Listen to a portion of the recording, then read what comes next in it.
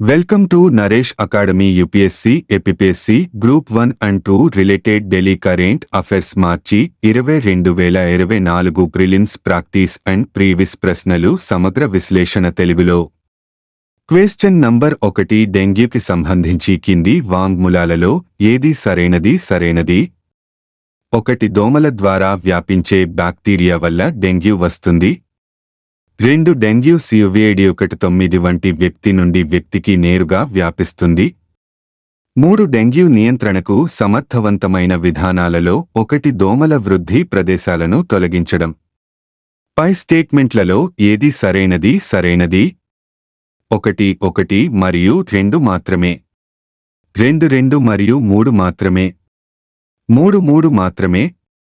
4 1 2 మరియు 3. జవాబు 3. వివరణ: డెంగ్యూ అనేది డెంగ్యూ వైరస్ DNV వల్ల కలిగే వైరల్ ఇన్ఫెక్షన్. ఇది సోకిన దోమల కాటు ద్వారా మానవులకు వ్యాపిస్తుంది. కాబట్టి స్టేట్మెంట్ 1 తప్పు. డెంగ్యూ COVID-19 వంటి వ్యక్తి నుండి వ్యక్తికి నేరుగా వ్యాపించదు. కాబట్టి స్టేట్మెంట్ 2 తప్పు. డెంగ్యూ నియంత్రణకు సమర్థవంతమైన విధానాలలో 1 దోమల వృద్ధి ప్రదేశాలను తొలగించడం. కాబట్టి స్టేట్మెంట్ 3 సరైనది. సందర్భం: Indian Immunologicals limited IIL dengue vaccine కోసం మొదటి దశ క్లినికల్ ట్రయల్స్ను పూర్తి చేసింది. 2026 మధ్య నాటికి వాణిజ్య లభ్యతను లక్ష్యంగా చేసుకుంది. ఇండియన్ ఇమ్యునోలాజికల్స్ లిమిటెడ్ గురించి భద్రతను పెంపొందించడానికి రూపొందించిన టీకా ప్రతికూల నివేదికలు లేకుండా మంచి ఫలితాలను చూపించింది. సమర్థతను అంచనా వేయడానికి 2వ మరియు 3వ దశ ట్రయల్స్ రానున్నాయి. Indian Immunologicals Limited Zika virus మరియు క్యాసనూర్ ఫారెస్ట్ డిసీజ్ KEFD కోసం వ్యాక్సిన్లను అభివృద్ధి చేస్తోంది. Indian Council of Medical Research clinical ట్రయల్స్కు మద్దతు ఇస్తుంది. Indian Immunologicals Limited National Dairy Development బోర్డుకు అనుబంధ సంస్థ. ఇది భారతదేశంలోని తెలంగాణ, హైదరాబాద్లో ఉంది. IIL కంపెనీల చట్టం 1956 ప్రకారం భారతదేశంలో పబ్లిక్ లిమిటెడ్ కంపెనీగా నమోదు చేయబడింది. ఇది 1982లో నేషనల్ డైరీ డెవలప్మెంట్ బోర్డ్ ద్వారా స్థాపించబడింది. Question number 2. పగడపు బ్లీచింగ్ గురించి క్రింది ప్రకటనలను పరిగణించండి. 1 పగడాలు తమ సహజీవన శైవలాన్ని బహిష్కరించినప్పుడు పగడపు బ్లీచింగ్ సంభవిస్తుంది, ఫలితంగా రంగు కోల్పోతుంది. 2 అధిక సముద్ర ఉష్ణోగ్రతలు మరియు కాలుష్యం వంటి పర్యావరణ ఒత్తిళ్లు పగడపు బ్లీచింగ్ను ప్రేరేపిస్తాయి. 3 పగడపు బ్లీచింగ్ సముద్ర పర్యావరణ వ్యవస్థలకు అంతరాయం కలిగిస్తుంది మరియు జీవవైవిధ్యం క్షీణతకు దారితీస్తుంది. పై స్టేట్మెంట్లలో ఏది సరైనది? 1 మరియు 2 మాత్రమే. 2 3 మాత్రమే. 3 1 మరియు 3 మాత్రమే. 4 1 2 మరియు 3. సమాధానం 4. వివరణ: పగడాలు తమ సహజీవన శైవలాన్ని బహిష్కరించినప్పుడు పగడపు బ్లీచింగ్ సంభవిస్తుంది, ఫలితంగా రంగు కోల్పోతుంది. కాబట్టి స్టేట్మెంట్ 1 సరైనది. అధిక సముద్ర ఉష్ణోగ్రతలు మరియు కాలుష్యం వంటి పర్యావరణ ఒత్తిళ్లు పగడపు బ్లీచింగ్ను ప్రేరేపిస్తాయి.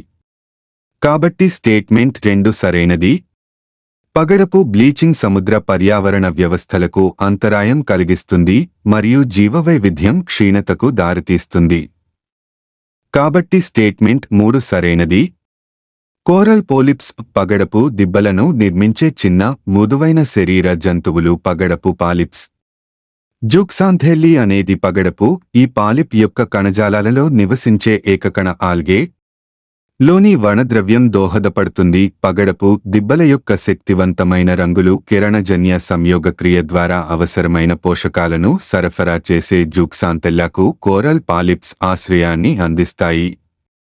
Question number 3. అంతరించిపోయే ప్రమాదంలో ఉన్న సాంగ్ బర్డ్ బుగున్ లియోసిట్లా కింది ఏ రక్షిత ప్రాంతాలకు చెందినది?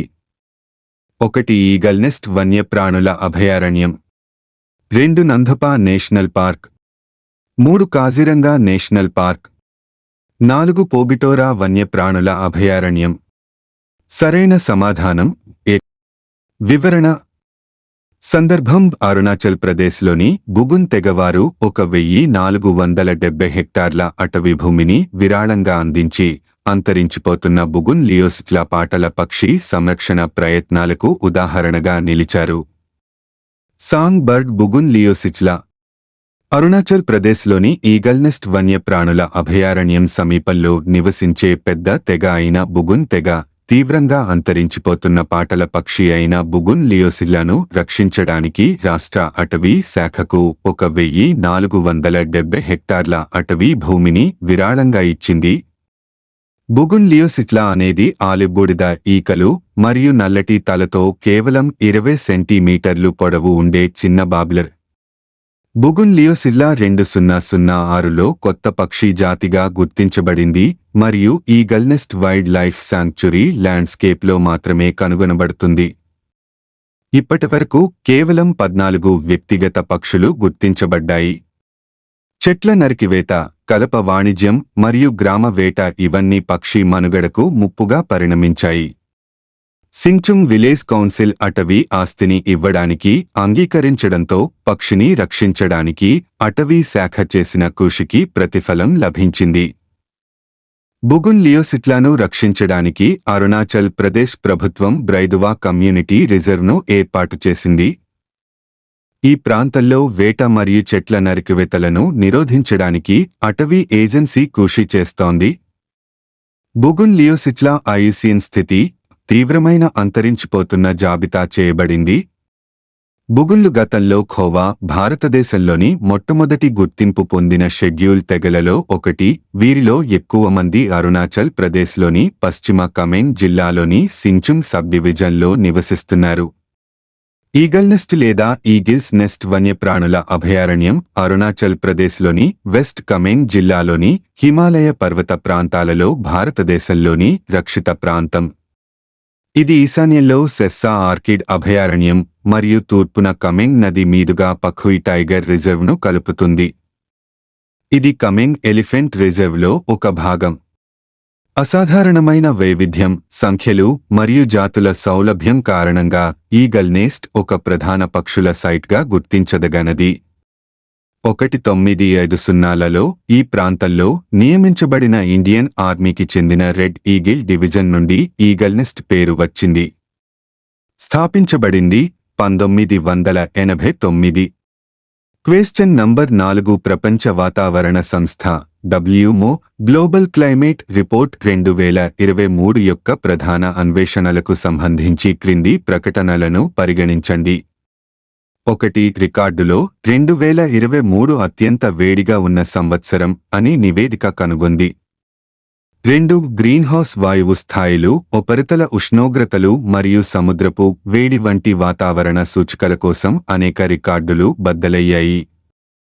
3. గ్రీన్హౌస్ వాయువుల సాంద్రత 2022లో రికార్డు స్థాయికి చేరుకుంది. ఇది గ్లోబల్ వార్మింగ్కు గణనీయంగా దోహదపడింది. పై స్టేట్మెంట్లు ఎన్ని సరైనవి? 1 మాత్రమే, 2 మాత్రమే, 3 4 ఏదీ లేదు. సరైన సమాధానం 3. వార్తలలో ఎందుకు ఉంది? ఇటీవల ప్రపంచ వాతావరణ సంస్థ WMO గ్లోబల్ క్లైమేట్ నివేదిక 2023ని విడుదల చేసింది. ఇది ప్రపంచ వాతావరణ సంస్థ WMO ప్రచురించిన వార్షిక నివేదిక. అన్ సంస్థలు, జాతీయ వాతావరణ మరియు జల సంబంధ సేవలు మరియు గ్లోబల్ డేటా మరియు విశ్లేషణ కేంద్రాలు, అలాగే ప్రాంతీయ వాతావరణ కేంద్రాలు, ప్రపంచ వాతావరణ పరిశోధన కార్యక్రమం WCRP, గ్లోబల్ అట్మాస్ఫియర్ వాచ్ వంటి డజన్ల కొద్దీ నిపుణులు మరియు భాగస్వాములు నివేదికకు సహకరిస్తున్నారు. GW గ్లోబల్ క్రయోస్పియర్ వాచ్ మరియు ఎయిమ్వ్ ద్వారా నిర్వహించబడుతున్న కోపర్నికస్ క్లైమేట్ చేంజ్ సర్వీస్ 2023 నివేదికలోని ముఖ్యాంశాలు. 2023 రికార్డులో అత్యంత వేడి సంవత్సరంగా ఉంది. ప్రపంచ సగటు సమీప ఉపరితల ఉష్ణోగ్రత 1.45 సెల్సియస్ 0.12 డిగ్రీల సెల్సియస్ యొక్క అనిశ్చితితో పారిశ్రామిక పూర్వ బేస్లైన్ కంటే ఎక్కువగా ఉంది. రికార్డు స్థాయిలో ఇది అత్యంత వేడి 10 ఏళ్ల కాలం. గ్రీన్హౌస్ వాయువు స్థాయిలు ఉపరితల ఉష్ణోగ్రతలు, సముద్రపు వేడి, సముద్ర మట్టం పెరుగుదల, అంటార్కిటిక్ సముద్రపు మంచు కవచం, హిమానీనదం తిరోగమనం మొదలైన వాటితో సహా వాతావరణ వ్యవస్థ సూచికల కోసం అనేక రికార్డులు బద్దలయ్యాయి. 2023లో సగటున ఒక రోజున ప్రపంచ మహాసముద్రంలో దాదాపు మూడింట ఒక వంతు సముద్రపు హీట్వేవ్లో చిక్కుకుంది. ఇది ముఖ్యమైన పర్యావరణ వ్యవస్థలు మరియు ఆహార వ్యవస్థలకు హాని కలిగిస్తుంది. 2023 చివరి నాటికి సముద్రంలోని 90% పైగా సంవత్సరంలో ఏదో ఒక సమయంలో హీట్వేవ్ పరిస్థితులను ఎదుర్కొంది. గ్లోబల్ సెట్ ఆఫ్ రిఫరెన్స్ హిమానీనదాలు 1950 నుండి అత్యధిక మంచు నష్టాన్ని చవిచూశాయి. ఇది పశ్చిమ ఉత్తర అమెరికా మరియు యూరప్ రెండింటిలోనూ విపరీతమైన కరుగు కారణంగా ప్రాథమిక సమాచారం ప్రకారం. 2023లో పునరుత్పాదక సామర్థ్యం జోడింపులు 2022 నుండి దాదాపు 50% పెరిగాయి. మొత్తం 510 గిగావాట్లకు GW గత 2 దశాబ్దాలలో గమనించిన అత్యధిక రేటు. క్వశ్చన్ నంబర్ 5 తెలంగాణ తాత్కాలిక గవర్నర్ ఎవరు? సమాధానం తెలంగాణ తాత్కాలిక గవర్నర్ సిపి రాధాకృష్ణన్. వివరణ: సిపి రాధాకృష్ణన్ భారతదేశానికి చెందిన రాజకీయ నాయకుడు. ఆయన 2 సార్లు కోయంబత్తూరు లోక్సభ నియోజకవర్గం నుండి ఎంపీగా, తమిళనాడు భారతీయ జనతా పార్టీ రాష్ట్ర అధ్యక్షుడిగా పనిచేశాడు.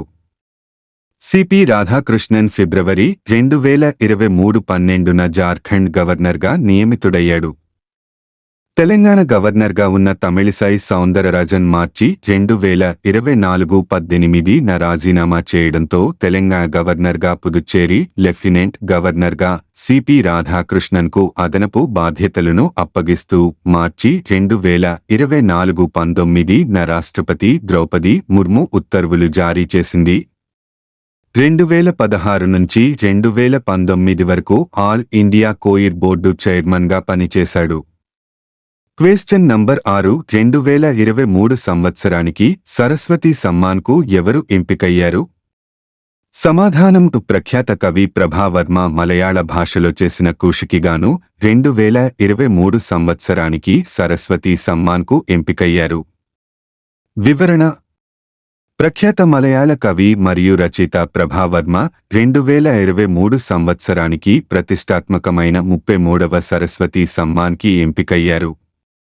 2022లో ప్రచురించబడిన రౌద్ర సాత్వికం పద్యానికి గాను ఆయన ఈ అవార్డును గెలుచుకున్నారు. ఆయన మలయాళ భాషా కవితా రచన రౌద్ర సాత్వికం మరియు 2013 నుండి 2022 మధ్య కాలంలో సాహిత్యానికి ఆయన చేసిన కృషికి గాను ఈ అవార్డుకు పరిగణించబడ్డారు. ఈ గౌరవం 15 లక్షల రూపాయలతో పాటు ప్రశంసా పత్రం, ఫలకం మరియు అవార్డు నగదును అందజేస్తుంది.